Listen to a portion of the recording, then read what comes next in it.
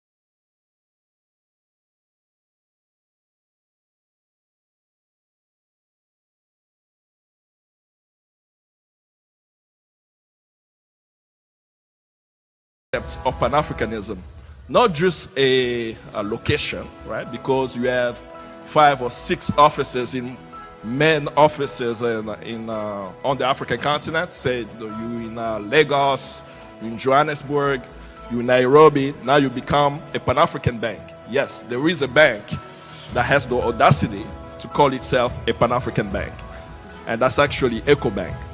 But that's not the Pan-Africanism we're talking about. We're not talking about the Pan-Africanism of the banks. We're talking about the revolutionary Pan-Africanism of the people.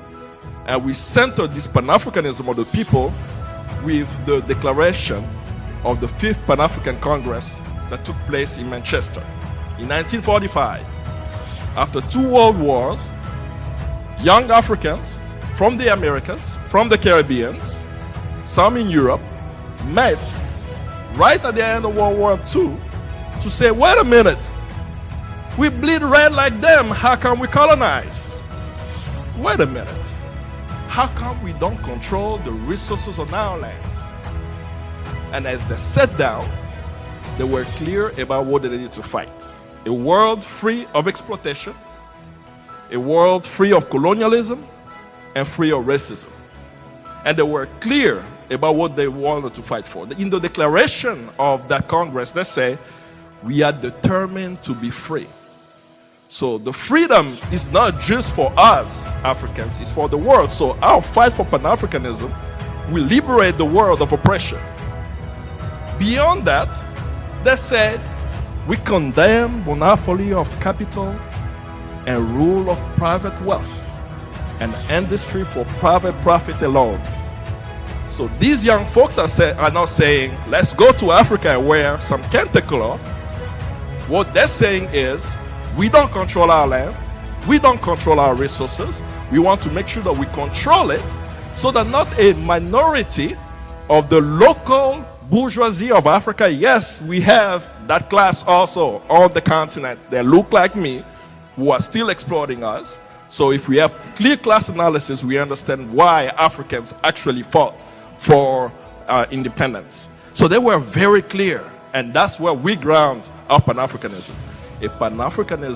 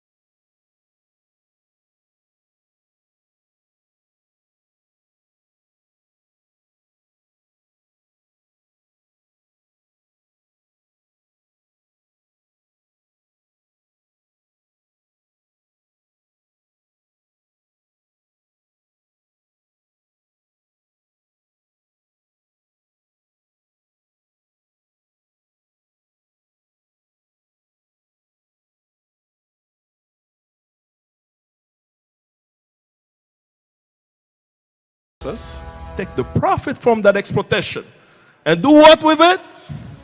Build roads, hospitals, schools, and things that will change the conditions of our people. They call it socialism.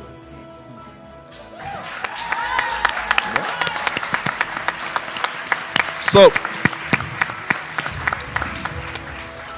that process of young Africans coming together in 1945 had a concrete and tangible proof that it works.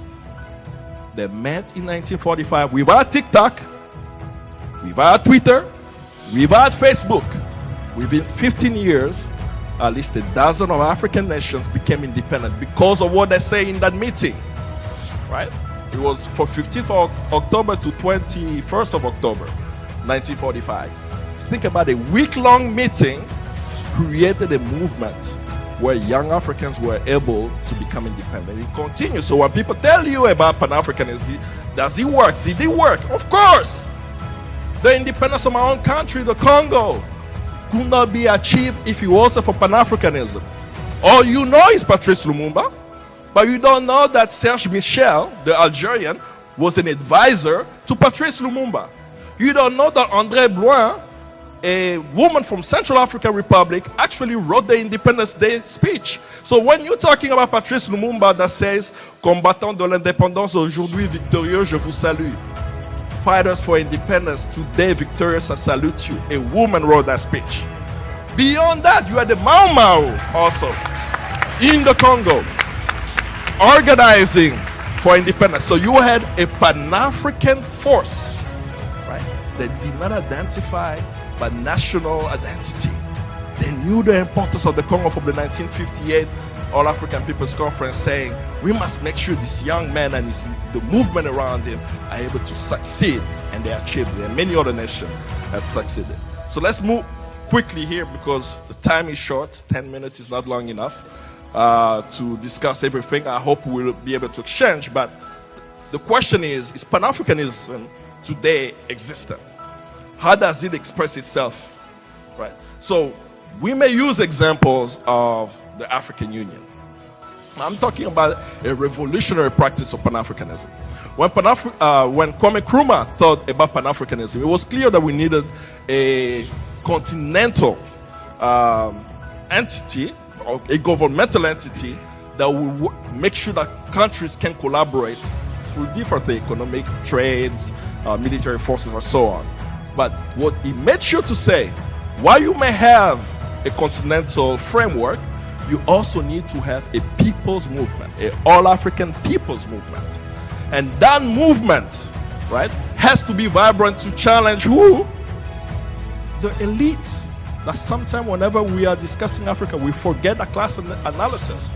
That we also have an elite sometimes, or most of the time, have no interest of the working people of the African continent. So if you don't have a force of the people challenging that institution, this is why you're going to have some AU members forgetting that Palestine, we always must support it, and Israel cannot be a member state of the African Union.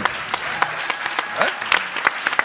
So while you clap, you should know that right now a big discussion of the African Union is to have Israel as a member state of the African Union.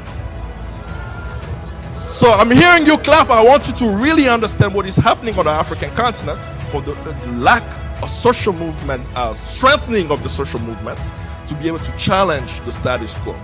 But Pan-Africanism is a process today, that is tried and tested from east to west. When you see young Nigerians mobilizing, right, against police brutality, and they're understanding that what is happening in Nigeria is also happening in other countries, other places on the African continent. That's an expression of people's Pan-Africanism that I want to see. And I see a lot of that happening. When I'm seeing young people in Gabon, country of 1.2 million people, understanding that they protest for representation is connected to youth in Uganda who are doing the walk-to-work protest, saying we're not going to take buses to stop an imposed dictator on them, Yoweri Museveni, who's been in power since 1986, backed by the United States. When we look at the regional embodiment of look at ECOWAS, the regional bodies in West Africa, where people in West Africa are able at least to move free. You don't need a visa to move from Mali to Ghana, Ghana to Niger, Niger to Burkina Faso because of the regional bloc. It's an expression that in concepts people are understanding. But what they must fight, the struggle of today for Pan-Africanism, beyond these small anecdotes I may share, is the increased militarization of the African continent. It's not just the United States that's on the African continent. There are many military bases on the African continent, but the US has the most military bases. They are moving the so-called war on terror, where Africans have lived peacefully for thousands of years, and now all of a sudden they're telling us that we are jihadists. And one wonders how they're getting the sophisticated weapon right after the fall of Gaddafi. Right? So the increased militarization of the African continent is one of the struggles that the people are waging. The second one is the proper representation of the people. Right? Their government do not reflect what the will of the people is. So you hear the stories of these dictators. These dictators, it's not a dictatorship that I support. I love the one from the proletariat, but this one is from these elites, right? These elites who are in power are supported and backed by our taxpayers' money here in the United States. I gave an example, Yoweri Museveni. I'm sure some of you have heard of refugees in the UK being flown into Rwanda. Today, those two nations are U.S. allies on the so-called war on terror, and they get all the support. The fourth one is the work, the labor, right? Most Africans are not able to sustain themselves because of what people will call unemployment, but it's really creating the disunity of the classes, making sure that some can work, a very small minority, while the vast majority of the population is not working. And the last one is the extreme resource exploitation. So all these struggles, how will Pan-Africanism help us? We on the African continent and those in the diaspora must look at Africa from a class perspective, but specifically to revitalize the call of a new independence movement for the African continent. We achieved a political independence in 1960. They did not let us control our wealth.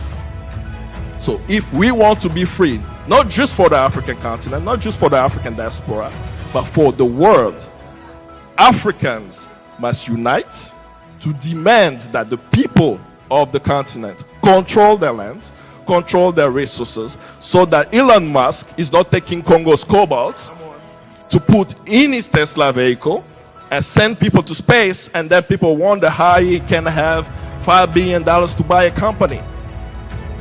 He did not just create that money. That wealth came from somewhere, right? Historical capital made it possible for him, but where did he get that wealth from? From the concrete material of the Congo's resources, right? I think I will end, and I hope during the Q&A I may add additional element. I do believe Pan-Africanism today is existent. I lived it. I lived it as I don't know if I should say a blessing to be a refugee in a country that's actually caused the conflict in my country that has taken the lives of 6 million Congolese. But the experience I had here took me to North Carolina A&T State University. And Agip, right? Any Aggies in the room? All right. Okay.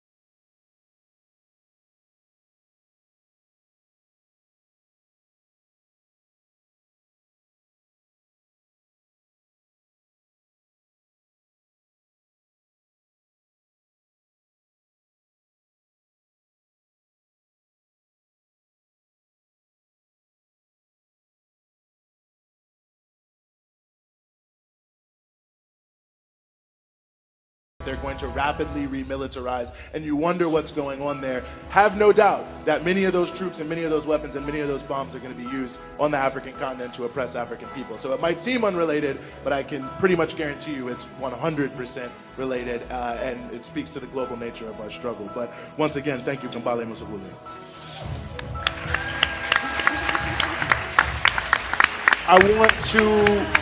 I want to turn next to someone who I really only met about a year and a half ago, but I have to say I've been very, very privileged to struggle alongside in that year and a half, Hermela Aregawi.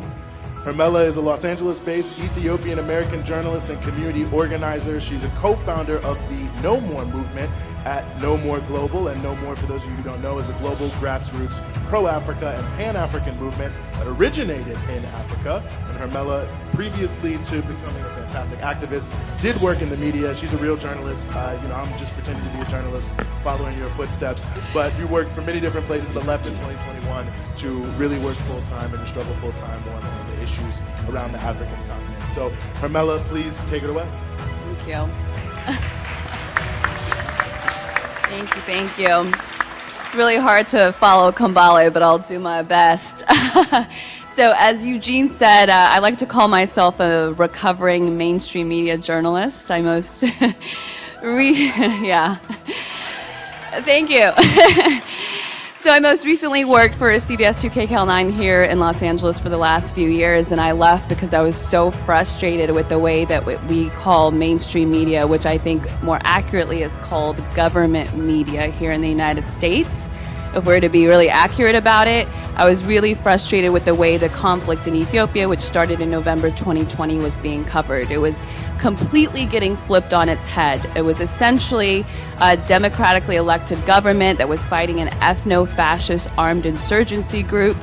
So ethno-fascist meaning they thought their ethnicity needed to rule Ethiopia for 100 years and dominate the entire region. They did do that for 27 years between 91 and 2018, but were sidelined by 6 years of the struggle of the people and were voted out properly through parliament.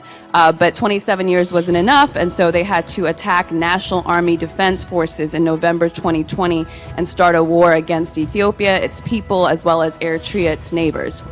If you look at the mainstream media narrative on this story, they would tell you this ethno-fascist group is the victim of a genocide, and the Ethiopian people and the government and the Eritrean people and the government are the ones that are responsible for trying to commit this genocide. It's extremely frustrating. And so, we were trying to reach out to CNN and New York Times and all these places that have had way more credibility than they have actually earned, that continue to fail up, while destroying much of the world through false narratives. But they weren't really trying to hear the voice of the people, right? They had an agenda. They were doing the State Department's bidding. The TPLF, which is this ethno-fascist group in Ethiopia, the Tigray People's Liberation Front, was the proxy for the U.S. The U.S., through its different mainstream media outlets, through the State Department, was essentially supporting their narrative, saying, the response of the Ethiopian government, the Eritrean government, is a genocide of people of our ethnicity as opposed to this political group. So that's how I jumped off that ship and went independent. And it's been extremely fulfilling, honestly, in so many ways. It feels like it has a lot more impact than the work that I was doing here with CBS. So moving into our conversation, or our topic of Pan-Africanism, the traditional kind of standard definition is a sense of movement that creates a sense of brotherhood and collaboration among all people of African descent, whether they live inside the continent or outside of Africa. But since we're talking about Pan-Africanism in today's world, I would argue it's much bigger than that at this point, right? First of all, Africans, myself and Kambale, who are from the continent, have to come to some sort of agreement about how their struggles are connected. For so long, and I would say we're still struggling with this, Africans themselves are getting their stories wrong about each other, right? Because they're listening to much of their stories and their neighbors' stories through these mainstream media outlets, through so-called international human rights organizations like Amnesty and Human Rights Watch, which is just an arm of the colonial project. They come in and they pretend like they're the ones who care more about you than your neighbor does, but what they're trying to do is create rifts. It's essentially, it's as if a stranger invades your home and they don't let you talk to your brother or sister without them mediating. So of course you're not going to get the true story of each other in that way, right? So it's been really a work in progress. Even what went on in Rwanda in terms of what they call the genocide, that had a focus only on the Tutsis and didn't really talk about the role of Paul Kagame and the suffering of the Hutus. Ethiopians themselves and Eritreans are learning now, oh, wait a minute, we've gotten the story of Rwanda wrong. There's a whole sect of people that are being left out in that story. And Paul Kagame, who is being celebrated on the world stage, has blood on his hands, right? Often when you look at leaders on the African continent and elsewhere in the global south being celebrated by the West, you can bet they're glorified terrorists, right?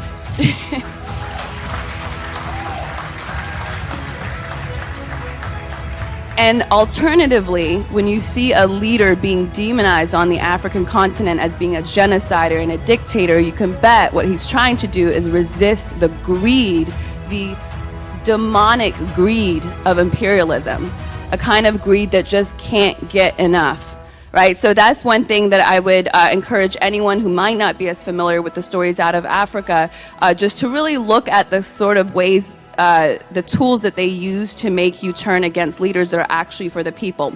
So the first part of Pan-Africanism today is Africans making sure they connect. We need a Pan-African media, as much Pan-African media as possible. Kambale is a part of one, but we need more, covering all the different languages that are spoken on the continent, or that have the majority of speakers on the African continent. And then the second part of today's Pan-Africanism is Africans on the continent connecting with African Americans here, right? And Malcolm X was sort of one of the leaders of that, way ahead of his time, even before we had the internet and social media to be able to connect the dots. When I first moved to this country from Ethiopia in 1994 in Mississippi, African Americans and Africans had such stereotypical stories about each other, right? So the people who were native to Mississippi would say all kinds of things to me about what they thought being Africa meant. We were coming out of the 80s famine in Ethiopia, which the West very much had a lot to do with, as we've all come to learn. So they saw us as being just inherently poor and coming out of a war. And then the other side of that too is African immigrants, because of the media that is shared, the Western media that's shared in Ethiopia, had this stereotypical view of African Americans as being either doctors and lawyers like the Cosbys, which ran there, or being criminals, because cops ran there too, right? So we come here to meet people who have a lot more in common than not, and we both have this really warped view of each other. So Africans and African Americans, I'd say, new African Americans and native African Americans have to have that understanding. That's the second part of Pan-Africanism. I mean, there's no sense in fighting for Black Lives Matter here, but then when you look at the story out of Ethiopia, you're on the side of armed insurgents because you're reading CNN, right?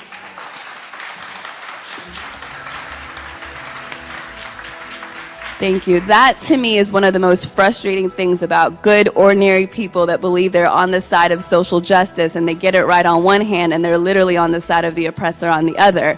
And I have empathy for it, because mainstream media does a really good job of making it seem like they're really on the side of the oppressed. But I think we're all smart enough to be able to start to dissect it in this day and age, where you've got places like Breakthrough News that you can rely on.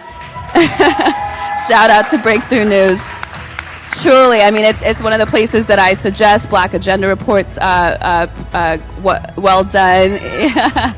And Gray Zone does pretty good job too. I know they cover a lot of Latin America, but they also do cover Africa. So that's more media, the better. The more independent media, the better. I do genuinely still believe in journalism. When it's done right, it can literally change the world and rift divides.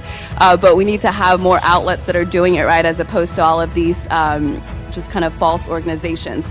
The third part of today's Pan-Africanism is connecting all exploited people to each other, right? And recognizing that our struggles are connected in what's going on in Ethiopia, what's going on in Latin America.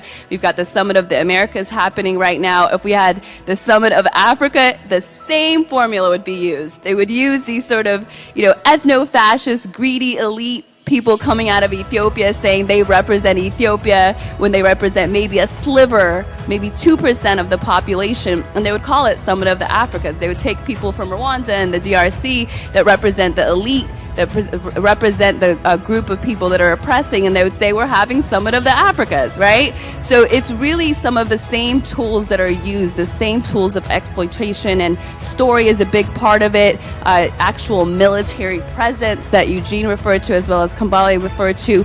We have U.S. military in the Horn of Africa, as well as in most African countries. The only one I know of for sure that doesn't have it is Eritrea, which is a small African country north of Ethiopia you rarely hear about. I would argue they're the Cuba of Africa. They have resisted imperialism for nearly 30 years.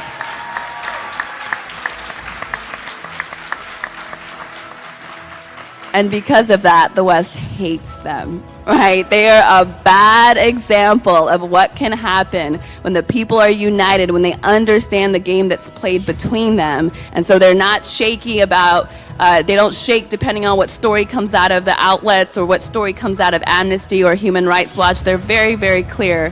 Or the UN, for that matter. Aid agencies have played a huge role in fueling the conflict in Ethiopia. They keep talking about, wanting to give aid to this terrorist group's region. But there's suspicions that through that aid, there are weapons that are going in, right? And something we know are confirmed to be true is UN trucks, UN humanitarian aid trucks, are actually being used by this armed insurgent group to go through different borders and kill civilians. This is the United Nations, right? It's that understanding of the role of aid agencies and these so-called international human rights bodies like Amnesty and Human Rights Watch, I think is really important to not get fooled in terms of the stories coming out of the continent. A third of the African continent is under economic sanctions. It's not just poor on accident, right? It's poor because the West is making a concerted effort to sideline it from the international economy to keep countries that are resisting its imperialist efforts from getting the international loans that everybody else can get, to be able to trade in the same way that everybody else can trade, to block these countries from getting basic goods that are actually leading to civilians dying needlessly. I would say in even the most conscious of rooms that there's some people that still have the stereotypical idea of Africa as if Africa had actually just kind of, even Africans will say that about Africa sometimes. They'll say, oh, it's Africa. No, it's not just Africa. It's Africa because it's designed to be this way. The U.S. will just not let go. Right? We are having to resist as a people. We had to come up with the hashtag No More Movement a year into the conflict because there was no mainstream way to get the voice of the people in there. And hundreds of thousands of people are dying in this war while the U.S. defends armed insurgents.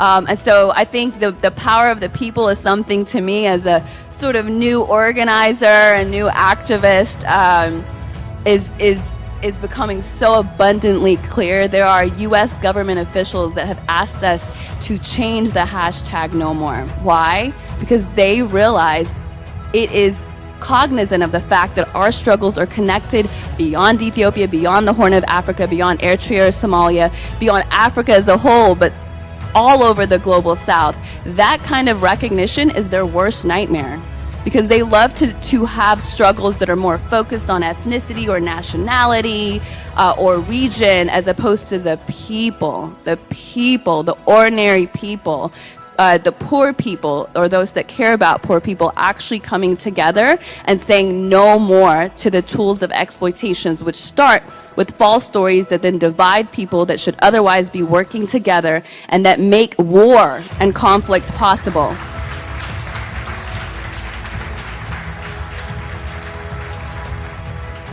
And so I think I'm running out of time a little bit, but we have nomore.global as a website, so I encourage all of you guys to check that out. In November, we went out with 30 cities across the world, rallied millions of people, including in the capital of Ethiopia, saying, no more, we see the bullshit, just stop. We're going to stay united.